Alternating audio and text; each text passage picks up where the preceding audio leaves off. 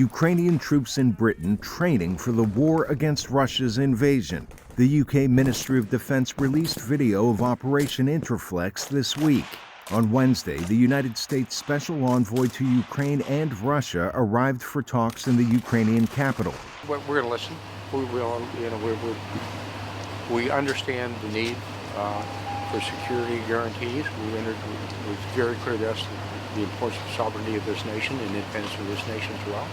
And part of my mission is to sit and listen.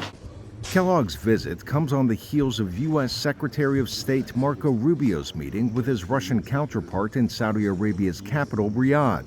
On the agenda were efforts to end the war, despite no Ukrainian officials in attendance.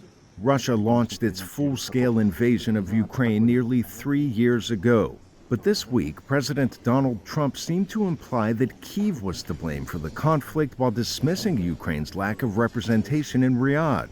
But today I heard, we weren't invited. Well, you've been there for 3 years. You should have ended it 3 years. You should have never started it. You could have made a deal. Ukrainian President Volodymyr Zelenskyy addressed Trump's comments in Kyiv. We have seen this disinformation. We understand it comes from Russia. Unfortunately, President Trump, with great respect for him as a leader of the American people, lives in this disinformation space. Trump later Wednesday took to his social media platform to call Zelenskyy a dictator, claiming he has single-digit approval ratings at home despite internal Ukrainian polling showing his favorability over 50%.